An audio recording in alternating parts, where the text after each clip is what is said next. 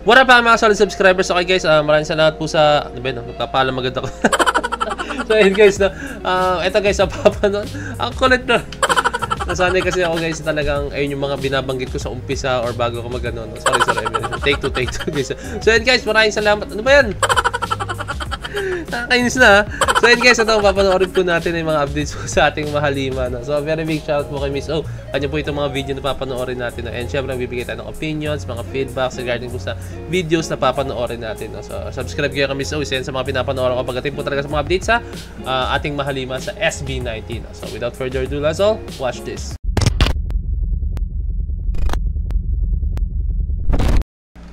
Philip spotted in a wedding, fans nagbunyi at nakita na.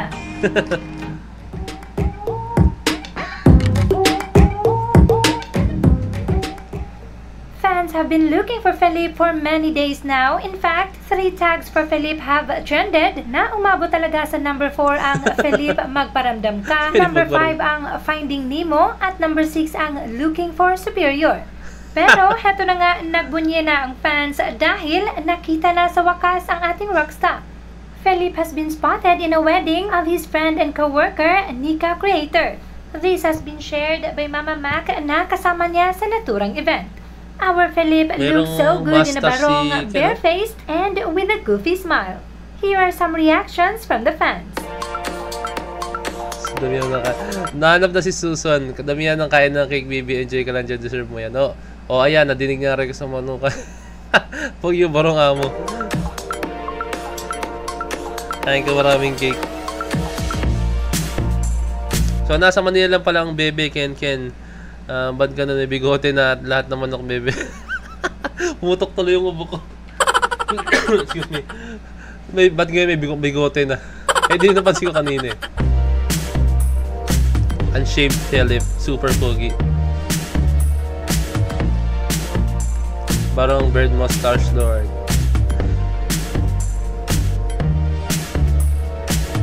Okay guys, syempre ano naman si Ken, hindi naman pwede guys kasi tandaan nyo na not all the time naman guys, kailangan po is nag-work siya, not all the time nakafocus po siya sa career niya, not all the time naman nakafocus siya sa mga projects and then sa kanta, lahat po na endorsements, kailangan niya rin ng pahinga, kailangan niya rin po ng pahinga, hindi pwedeng ganoon guys, Tandaan niyo guys, hindi po lahat ng tao is kaya magtrabaho ng sunod-sunod, lahat tayo deserve natin ng pahinga, Lahat kayong ma-agree dyan, Hindi kaya yan guys. Maniwala kayo sa akin kasi pag halimbawa pong hindi sila binigyan ng break, hindi sila binigyan ng pahinga ng management, believe me guys, darating po sa point na baka umalis po sila or pinaka worst case scenario po talaga niyan is mag-quit po talaga sila. Pero I'm very sure hindi naman niya gagawin yun. Pero sa ibang scenario lang yung guys, sa ibang scenario lang po yun. May mga ganun talaga like pinupush mo ng maigi. Hindi ko sinasabi SB19, na-relate ko lang sa inyo. Kumbaga kailangan din rin ng pahinga.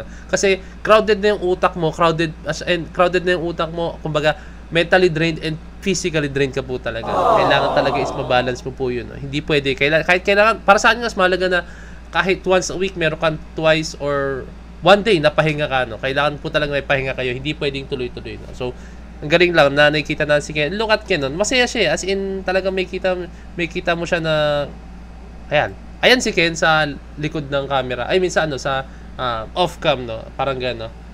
Behind the scenes, I mean, basta wala sa camera. Ayan si Ken, So, sobrang ano lang siya. Tao rin siya, guys, Tao rin siya, guys, Hindi naman siya robot na kailangan magtrabaho all the time, So, ayun lang. Sa nun papanoorin, guys, isa ito naman. Isa rin tong nagpapahinga rin tingin, I think. Okay, ito. Si Josh. Josh Cullen is in El Nido, Palawan, vacation with his family.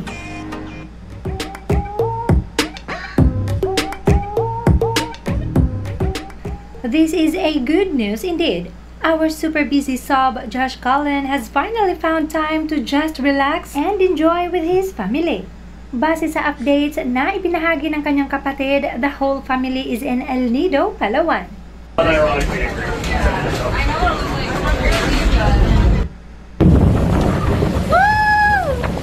So nice!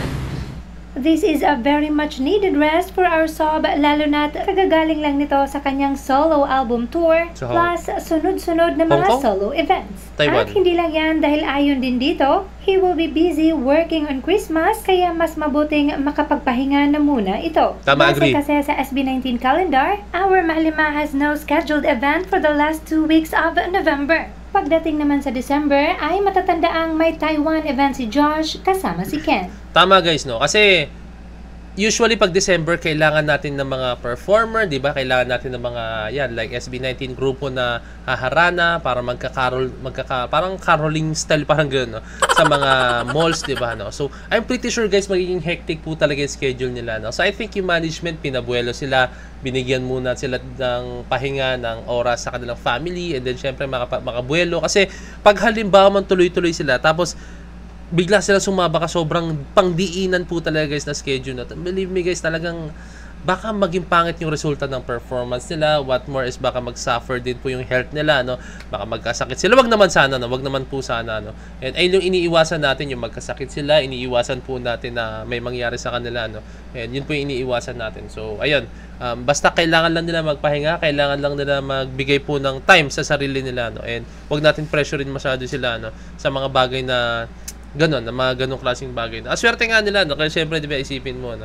Na nabigyan sila ng panahon dahil na ganyan, no? Na makapag, kasi merong ibang artist guys, share ko lang sa inyo, may mga ibang artist po talaga na hindi nabibigyan ng time na pahinga, no? Kaya ang ginagawa po talaga nila, no? Ito, ayoko na lang bagit ng artist, pero may nakita lang po akong mga article, may nakita lang po akong mga interviews nila, no? Na naglalaylo na talaga sila, as in like sobrang grabe, sobrang tagal na po nila naging artista, naging performer, and then parang na-drained na talaga sila, no? And then dumating sa point na, alam mo yun, parang ayaw nila sa spotlight, no? Parang umiiwas nila sa spotlight, even though na alam natin na hindi pa yun yung pinaka-peak ng kasikatan nila, no? And ayun yung iniiwasan natin, which is maramdaman po ng ating mahalima yung gano'n, no? Na ganong klaseng treatment, and ayun yung iniiwasan natin na maramdaman nila yung gano'n, yun, syempre, ayoko na. Gusto ko, business na lang, and then ayoko na sa spotlight. Syempre, ganun, diba? No? Kasi, although na marami na pong achievements ng ating mahalima, no? Pero, hindi pa po yan yung lahat ng achievements ng ating mahalima. Marami po silang maaabot, marami po silang mga international awards na maaabot, diba? Marami pa silang mga bagay na pwedeng maabot. Kasi, isa pa guys, napakabata po talaga ng ating mahalima. No? Hindi sila yung mga nasa 40s na, di ba? Actually, iba sa kanila is going 30s pa. Going 30s na po talaga, no? At ayun, halos kaidaran ko lang talaga sila as in, kaidaran ko lang halos ang ating mahalima, no?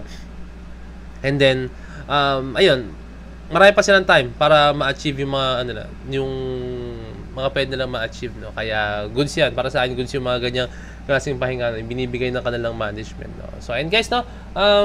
Maraming salamat sa panonood na aking video, no? Kindly leave a like, subscribe, and kindly ring the notification bell para alam nyo po pag ako'y nag-release ng bagong video, no? So, ayun lang, ha? Basta, suporta lang tayo lagi sa ating mahalima, individual projects man yan, or solo career man yan. Suportahan natin sila, no? Kasi at the end of the day, sila pa rin po ay SB19. So, guys, maraming salamat. So, this is po, signing out. Peace! Let's G!